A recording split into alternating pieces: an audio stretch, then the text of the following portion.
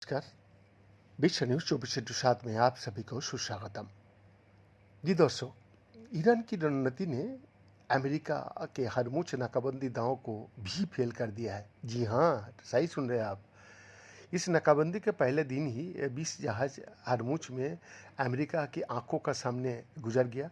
इन जहाज़ों को अमेरिका के 10,000 सैनिक भी रोक नहीं पाए। ये जहाज़ चीन लाइबेरिया का था। इसी बीच अमेरिका कि राष्ट्रपति डोनाल्ड ट्रंप ने जल्द युद्ध खत्म होने की बात कही है। ट्रंप ने कहा है कि युद्ध जल्द ही रुक सकता है। इससे पहले इस्लामाबाद में शांति वार्ता फेल होने के बाद अमेरिका ने हरमुज की पूर्ण नाकाबंदी की घोषणा की थी। अमेरिका का कहना था कि इससे ईरान घुटने पर आ जाएगा। हालांकि ईरान ने अपने दांव से अमेरिका को हरमुज में भी चीत कर दिया है। दोस्तों, हरमुज से अभी तक जितने भी जहाज गुजरे हैं उनमें अधिकांश चीन का था। ईरान चीन के जहाज़ों को पहले केशम द्वीप पर ले जाता है और फिर उसे हरमुज से बाहर भेज देता था। अमेरिका चीनी जहाज़ों पर हमला से बच रहा है। इसी वजह से लाइबेरिया के जहाज़ भी हरमुज को पार कर लिया। दरअसल चीन ने अमेरिका को उसके मामले में दखल नहीं देने की चेतावनी दी है। अमेरिका जानता है कि अगर हरमुज पे चीन का जहाज़ों को भी वो निशाना बनाता है तो चीन साउथ चाइना सी में तांडव मचा सकता है। दुनिया का 33% व्यापार इसी साउथ चाइना सी के जरिए ही होता है। दोस्तों, इसीलिए चाहकर भी अमेरिका चीनी जहाज़ों पर हमला नहीं कर रहा है।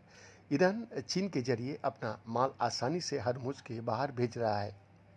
दो, ईरान पुस्तान के लोकेशन को ही बदल दे रहा है। बुधवार को हरमुज की तरफ से ALICIA नामक जहाज की एंट्री हुई।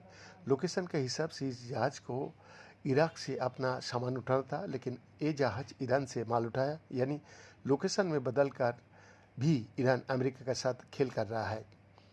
दर्शक, ईरान जानता है कि जहाज के प्रस्थान का लोकेशन अगर ईरान होता है तो उस पर अमेरिकी हमला कर सकता है, लेकिन दूसरे देशों का जहाज़ों पर कुछ नहीं करेगा।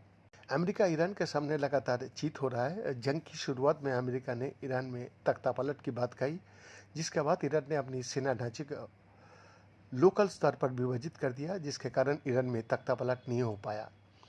वही ईरान का मिसाइल सिस्टम को भी अमेरिका बर्बाद नहीं कर पाया। थक हार कर अमेरिका ने ईरान के साथ बातचीत की प्रक्रिया शुरू की। इसमें भी ईरान ने अपनी शर्तें सौंप दी। बीएन का एक्सक्लूसिव।